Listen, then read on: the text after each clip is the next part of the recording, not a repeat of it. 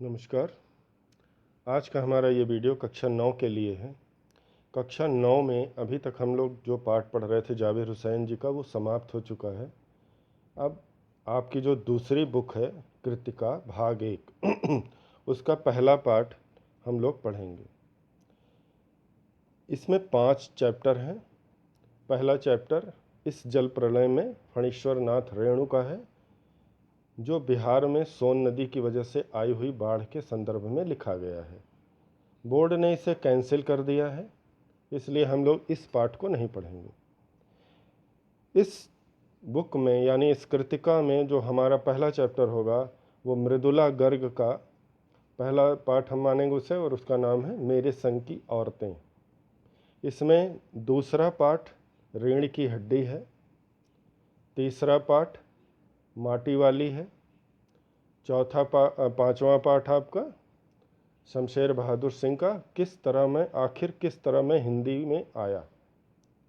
ये हरवंश राय बच्चन, नाम सुना होगा, अमिताभ बच्चन के पिताजी, और शमशेर बहादुर सिंह की मिली जुली बात है। तो किस तरह में हिंदी में आया शमशेर बहादुर सिंह का ये पाठ भी कैंसिल किया गया है। तो बीच के 3 चैप्टर यानी मेरे संग की औरतें, रीढ़ की हड्डी और माटी वाली, इन 3 चैप्टरों को ही पढ़ा जाएगा। तो आज का हमारा पहला चैप्टर कृतिका से होगा मृदुला गर्ग का मेरे संग की औरतें। मृदुला गर्ग जी ने इस पाठ में अपने उन रिश्तेदारों का वर्णन किया है या उन परिचितों का वर्णन किया है जो महिलाएं थीं। ये एक संस्मरण है। संस्मरण का मतलब यादें। उन्होंने अपने जीवन की उन यादों को यहाँ पर प्रस्तुत किया है एक लेख के रूप में, जो उनके जीवन में घटित हुई। लेखिका पूरे पाठ में आपको उन लोगों से परिचित कराती हैं जो उनके जीवन में महिला के रूप में थीं, यानी वो महिलाएं जो लेखिका से जुड़ी हुई थीं, वो चाहे उनकी माँ हो, नानी हो, या कोई रिश्तेदार हो, या कोई ऐसी महिला जो भले बाहर की हो पर उनसे जुड़ी थी। तो यहाँ पे इन्होंने लगभग 15-16 महिलाओं का ऐसा जिक्र किया है जिसके प्रभाव में आ करके उनका जीवन प्रभावित हुआ था, और उनका जीवन जो प्रभावित हुआ उससे उनके जीवन में क्या क्या बदलाव आया, ये सारी बातें उन्होंने इसमें लिखी हैं। मृदुला गर्ग जी ने इस संस्मरण और इस लेख की शुरुआत अपनी नानी से की है। उनकी नानी, लेखिका बताते हैं कि नानी जिनको हमने कभी देखा नहीं था, नानी को कभी भी लेखिका ने देखा नहीं था। यानी जब इनकी माँ का विवाह हुआ उसके बाद उनकी नानी का देहांत हो गया था, उनको कैंसर की बीमारी थी, परंतु लेखिका के पूरे संस्मरण में उन नानी का जिक्र बार बार आता है। लेखिका कहीं ना कहीं उनसे इतना प्रभावित थी कि उनके ना होते हुए भी उनकी सुनी सुनाई कहानियों पर और उनके लिए बताए गए सारी बातों पर इतना विश्वास किया था उसने, और उनके जीवन पर इतना प्रभाव डाला था उसने उन नानी ने, कि वो पूरी तरह से उनसे प्रभावित थी। नानी से शुरू हुई कहानी माँ पर आती है, माँ से उनकी दादी पर, दादी से परदादी पर, परदादी के बाद उनकी बहनों पर, जो उनकी बहनें 5 बहनें थीं। 5 बहनों में से 3 बहनें लेखिकाएं थीं, यानी 3 लिखती थीं और 2 बहनें नहीं लिखती थीं।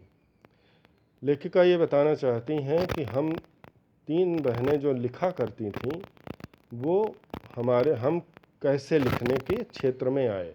उन्होंने बताया कि हमारे जीवन का अकेलापन या हमारे जीवन में आई हुई विभिन्न प्रकार की परिस्थितियों ने हमें लिखने पर मजबूर किया। इनके एक भाई भी थे जिनका नाम शमशेर बहादुर सिंह, जो हमने आपको बताया था, वो था, और वो पूरे समय में इनके साथ रहे और उसके बाद वो भी लेखक ही बने। तो लेखिका सारी चीज़ों की बात किस प्रकार से बता रही हैं, एक एक लाइन को और एक एक पाठ को हम लोग धीरे धीरे देखते हैं। तो चलिए अब हम लोग एक एक लाइन करके उसको देखते हैं। ये है मेरे संग की औरतें, मृदुला गर्ग जी का ये चैप्टर है। इसमें मैंने आपको बताया है कि पहला, ये दूसरा पाठ है कृतिका भाग 1 का। पहला पाठ है इस जल प्रलय में फणीश्वर नाथ रेणु का, वो कैंसिल है, मैंने आपको बताया है। तो हम लोग देखेंगे मेरे संग की औरतें, लेखिका मृदुला गर्ग। ये एक संस्मरण है जिसमें लेखिका ने अपने समय की उन महिलाओं का वर्णन किया है जो उन्होंने उनके जीवन में, उनके जीवन को प्रभावित किया या उनके साथ रही थी। चलिए देखते हैं। मैंने आपको बताया था कि लेखिका ने अपनी नानी से इसको शुरू किया था। लेखिका बता रही हैं कि मेरी एक नानी थी, जाहिर है। लेखिका कहना चाहते हैं कि मेरी एक नानी थी, जाहिर है, यानी सबकी एक नानी होती है, बिना नानी के कोई भी नहीं होता। भले उन्होंने उसको देखा हो चाहे ना देखा हो, परंतु सबकी एक नानी होती है। लेखिका कह रही कि मेरी एक नानी थी, जाहिर है, पर मैंने उन्हें कभी देखा नहीं। लेखिका कह रही कि मैंने उनको कभी देखा ही नहीं। मेरी माँ की शादी होने से पहले ही उनकी मृत्यु हो गई थी। लेखिका बता रही जब मेरी माँ की शादी हुई उससे पहले ही उनकी मृत्यु हो चुकी थी। शायद नानी से कहानी न सुन पाने के कारण बाद में हम 3 बहनों को खुद कहानियाँ कहनी पड़ी। लेखिका कह रहे हैं कि हम भाई बहनों ने नानी से कोई कहानी नहीं सुनी थी। शायद इसीलिए हम 3 बहनें इस क्षेत्र में कहानी यानी लेखन के क्षेत्र में आ गईं और खुद ही कहानियाँ लिखने लगीं। नानी से कहानी भले न सुनी हो, परंतु नानी की कहानी जरूर सुनी और बहुत बाद में जाकर उसका असली मर्म समझ में आया। लेखिका कह रहे हैं कि सब नानी से कहानी सुनते हैं, परंतु मैंने नानी की कहानी सुनी, यानी नानी के द्वार के मुख से हमने कोई स्टोरी नहीं सुनी, परंतु मेरी नानी की जो कहानी थी उसको हमने ज़रूर सुना। जब हम छोटे थे तब उन बातों को सुनते थे और समझने की कोशिश करते थे, परंतु हमारी समझ में नहीं आता था। बहुत बाद में लेखिका कह रही जब हम बहुत बड़े हो गए और हम इन सामाजिक क्रियाओं को समझने लगे, तब जाकर हमें उसका असली मर्म, असली यानी वास्तविक मर्म मतलब मकसद समझ में आया। पहले इतना ही जाना कि मेरी नानी पारंपरिक अनपढ़ पारदर्शी औरत थीं, उनका पर्दानशी औरत थी। लेखिका कह रहे हैं कि मेरी नानी ट्रेडिशनल थी, पारंपरिक थी यानी परंपरा को मानने वाली थी, अनपढ़ थी यानी पढ़ी लिखी नहीं थी, पर्दानशी यानी पर्दे में रहने वाली औरत, यानी ऐसी औरत जो बिना किसी वजह के किसी भी गैर मर्द के सामने या गैर लोगों के सामने नहीं आती थी। कह रहे जिनके पति शादी के तुरंत बाद उन्हें छोड़कर बैरिस्टरी पढ़ने विलायत चले गए थे। कह रहे कि मेरी नानी जो थी उनके जो पति थे यानी मेरे नाना जो थे, शादी के कुछ बाद यानी तुरंत ही कुछ हफ्तों बाद बैरिस्टरी यानी वकालत पढ़ने विलायत यानी विदेश चले गए थे। कैम्ब्रिज विश्वविद्यालय से डिग्री लेकर जब वे लौटे और विलायती रीति रिवाज के संग ज़िंदगी बसर करने लगे तो नानी ने अपने रहन सहन पर उनका कोई असर नहीं पड़ा। लेखिका बता रहे हैं कि उनके नाना जब विलायत चले गए और वहाँ से बैरिस्टर की उपाधि यानी डिग्री लेकर वापस आए, और वो भी कैम्ब्रिज विश्वविद्यालय से, कैम्ब्रिज नाम है विश्वविद्यालय यानी यूनिवर्सिटी से, जब डिग्री लेकर लौटे तो विलायत के यानी विदेशों के रीति रिवाजों को उन्होंने अपना लिया था। यानी उनका जो रहन सहन था वो पूर्णतः अंग्रेजियत यानी विदेशियों के समान हो गया था। लेखिका कह रहे हैं परंतु नानी ने अपने जीवन में किसी भी प्रकार का कोई बदलाव नहीं किया। प्राय ये होता है कि महिलाएं क्या करती हैं, अपने पति की इच्छा को पूर्ण करने के लिए अपनी पति की इच्छा के अनुसार ही, पति के अनुसार ही अपने जीवन में परिवर्तन कर लेती हैं या घर वालों के दबाव में आकर ऐसा करती हैं। परंतु नानी के घर वाले और नानी के ससुराल वालों ने किसी ने भी नानी के जीवन में कोई हस्तक्षेप नहीं किया और उन्होंने अपने पारंपरिक जीवन में किसी भी प्रकार का कोई बदलाव नहीं किया। लेखिका कह रहे हैं कि जैसी वो पहले थीं वैसी ही वो अब भी रहीं, उनके रीति रिवाज और रहन सहन में किसी भी प्रकार का कोई परिवर्तन नहीं आया। न उन्होंने अपनी इच्छा या आकांक्षा या पसंद नापसंद का इजहार पति पर किया। लेखिका कह रही हैं कि मेरी नानी इतनी ज़्यादा रिजर्व थीं या इतनी ज़्यादा सीधी थीं कि उन्होंने अपनी इच्छा, मेरी इच्छा क्या है, आकांक्षा यानी मेरी क्या ज़रूरतें हैं, मेरी क्या पसंद है या मुझे क्या पसंद नहीं है, इजहार करना यानी बताना या प्रस्तुत करना, जाहिर करना। कहें उन्होंने कभी भी अपने पति से किसी भी प्रकार का मतभेद नहीं किया कि मेरी क्या इच्छा है या मैं क्या करना चाहती हूँ या मैं क्या पाना चाहती हूँ। इस तरह की कोई भी इच्छा उन्होंने प्रदर्शित नहीं की। लेखिका कह रही हैं कि पर जब हम कम उम्र में नानी ने खुद को मौत के करीब पाया तो लेखिका कह रही मेरी नानी की उम्र कम थी और तभी उनको मौत ने आ घेरा, यानी उनको पता चल गया कि अब मेरी मृत्यु निकट है। तब वो थोड़ा घबराईं। 15 वर्षीय इकलौती बेटी मेरी माँ की शादी की फिक्र ने इतना डराया कि वे एकदम से मुँह जोर उठी। मुँह जोर होना यानी मुँह फट हो जाना। कोई व्यक्ति कह रहे हैं कि 15 वर्षीय मेरी माँ, लेखिका बताना चाहती हैं कि मेरी माँ की उम्र उस समय 15 वर्ष थी, जिस और इकलौती मतलब मेरी माँ की, मेरी नानी की इकलौती पुत्री थी मेरी माँ। अब मेरी माँ को मेरी नानी को मेरी माँ के विवाह की चिंता ने बहुत परेशान कर दिया और वो सारे रीति रिवाजों को, अपनी रिजर्वपन को यानी परंपराओं को भूल गईं और मुँह जोर होना यानी मुँह फट हो जाना यानी खुल करके किसी विषय पर चर्चा करना, वह मुँह जोर हो गई। मुँह जोर का अर्थ यहाँ भी लिखा हुआ है बहुत बोलने वाली, ऐसा यानी वह खुल करके अपने विचारों को प्रकट करने के लिए प्रस्तुत हुई। नाना से उन्होंने कहा कि वे पर्दे का लिहाज छोड़कर उनके दोस्त स्वतंत्रता सेनानी प्यारेलाल शर्मा से मिलना चाहती हैं। नाना से यानी लेखिका की माँ के पिता से। लेखिका की माँ के पिता से उन लेखिका की नानी ने कहा कि मैं सारी पर्दा प्रथा का त्याग करते हुए आपके मित्र, जिनका नाम प्यारेलाल शर्मा है और उनका काम स्वतंत्रता सेनानी है, स्वतंत्रता आंदोलन में भाग लेना है और वो एक स्वतंत्रता सेनानी हैं, से मैं मिलना चाहती हूँ। नानी की इस मांग को सुनकर सब दंग रह गए। जब उन्होंने इस तरह की बात करी, जो महिला कभी अपने पति के सामने अपनी इच्छाओं का, अनिच्छाओं का कभी जिसने इजहार नहीं किया, उनके किसी भी कार्य में कभी अवरोध उत्पन्न ना किया हो, उसकी इस बात को सुन करके सभी लोग हैरान हो गए। जिस पर्दानशी औरत ने पराये मर्द से क्या खुद अपने मर्द से मुंह खोलकर बात न की थी। लेखिका बता रहे हैं कि मेरी नानी ऐसी रिजर्व महिला थी कि उन्होंने दूसरे आदमियों को तो छोड़िए, खुद मेरे नाना से यानी अपने पति से भी कभी इस तरह से बात नहीं की थी जैसे कोई आजकल करते हैं या पति पत्नी आपस में कर लिया करते हैं। वो बहुत शर्मीली थी और बहुत ही परंपराओं से जुड़ी थी।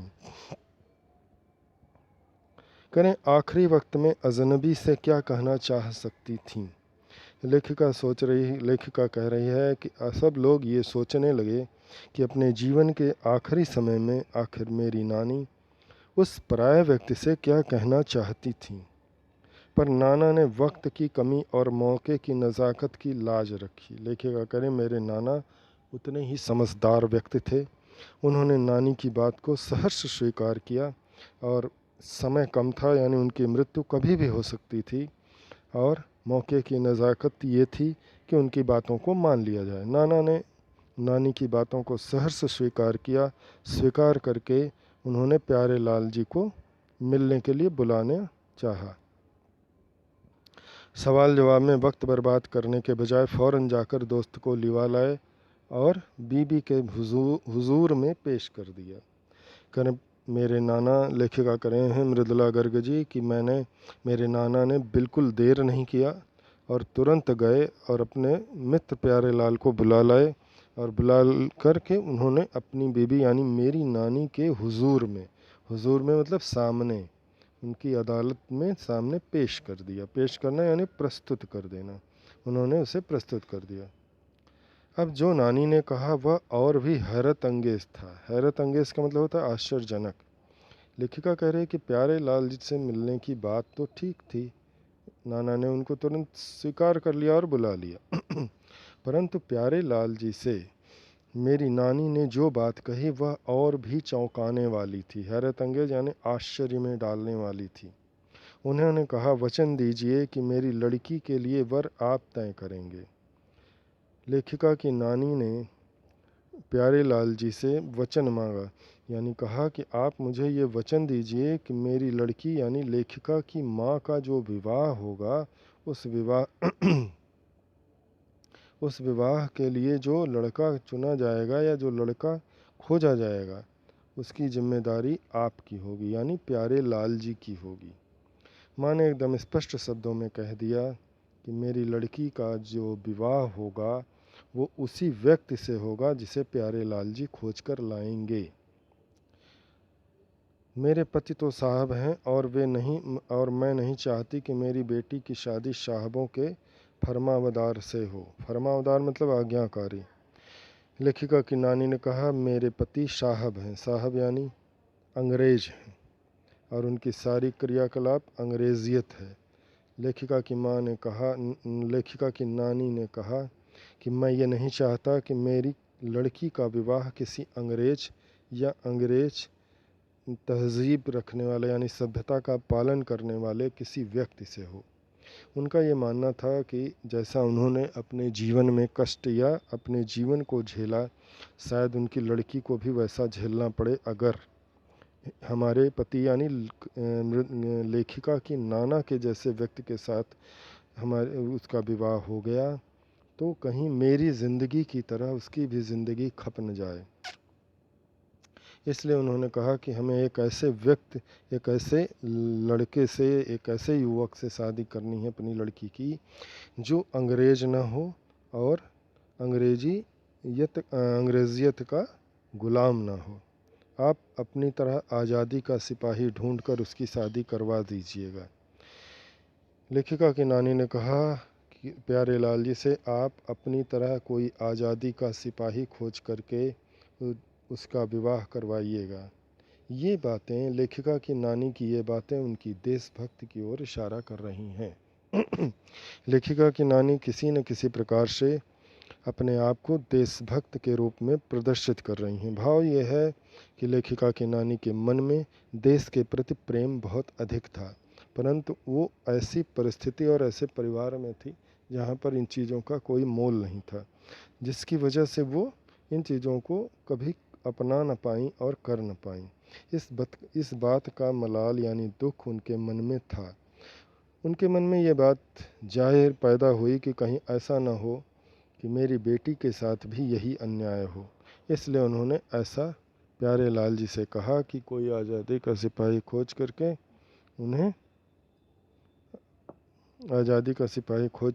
उन्हें क्या करिएगा, मेरी कन्या यानी लेखिका की माँ के साथ विवाह करवा दीजिएगा। कौन कह सकता था कि अपनी आज़ादी से पूरी तरह बेखबर उस औरत के मन में देश की आज़ादी के लिए ऐसा जुनून होगा। जुनून मतलब जिद या एक लगन। लेखिका कह रही है कि किसी को इस बात का आभास तक न था कि जो खुद ही एक गुलामों की ज़िंदगी बसर कर रही है, उसके मन में देश की आज़ादी के लिए इतनी बड़ी भावना छुपी हुई है। यानी यदि उसे अवसर मिलता तो शायद वो पता नहीं आज़ादी के क्षेत्र में क्या कर गुजरती। बाद में मेरी समझ में आया कि दरअसल वे निजी जीवन में भी काफ़ी आज़ाद ख्याल रही होंगी। लेखिका कह रही कि मुझे ऐसा महसूस होता है कि निजी यानी व्यक्तिगत पर्सनल लाइफ में भी शायद लेखिका की नानी की आज़ाद ख्यालों की यानी स्वतंत्र विचारों की रही होंगी। ठीक है, उन्होंने नाना की ज़िंदगी में कोई दखल नहीं दिया, न उसमें साझेदारी की। लेखिका कह रही हैं कि अगर वो इस विचारों की ना रही होती तो वो नाना की ज़िंदगी में ज़रूर दखल देती, उनमें परिवर्तन करने का ख्याल करती। पर उन्होंने नाना की ज़िंदगी को एज़ इट इज़ जैसा है वैसा स्वीकार किया, परंतु उन्होंने ये भी किया कि अपनी ज़िंदगी में भी किसी प्रकार का दखल को स्वीकार नहीं किया। यानी वो जैसा रहना चाहती थीं पर पूरी ज़िंदगी तक वैसा ही रहीं। इसलिए उनकी लाइफ में भी ये कहा जा सकता है कि काफ़ी आज़ाद ख्याल, यानी उनके जो ज़िंदगी जीने का तरीका था वो अपना था और उनके खुद के द्वारा अपनाया गया था। उस पर किसी ने कोई दबाव नहीं डाला कि आप बदलिए, और ना ही उन्होंने परिस्थितियों के अनुसार उसे बदलना उचित समझा। उसमें साझेदारी पर न ज़िंदगी में ढंग से जीती ज़रूर रहीं। पारंपरिक घरेलू उबाऊ और खामोश ज़िंदगी जीने में आज के हिसाब से क्रांतिकारी चाहे कुछ न रहा हो, दूसरे की तरह जीने के लिए मजबूर न होने में असली आज़ादी कुछ ज़्यादा ही थी। लेखिका कहना चाहती है कि उन्होंने परंपराओं का पालन किया, एक घरेलू महिला की ज़िंदगी जी और एकदम खामोश ज़िंदगी जीते हुए उन्होंने अपने जीवन में किसी को हस्तक्षेप करने नहीं दिया।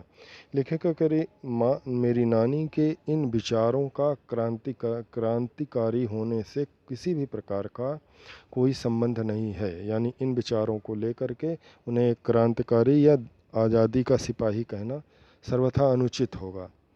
परंतु लेखिका ये कहना चाहती हैं कि दूसरे की तरह जीने के लिए मजबूर न होने में असली आज़ादी कुछ ज़्यादा ही थी।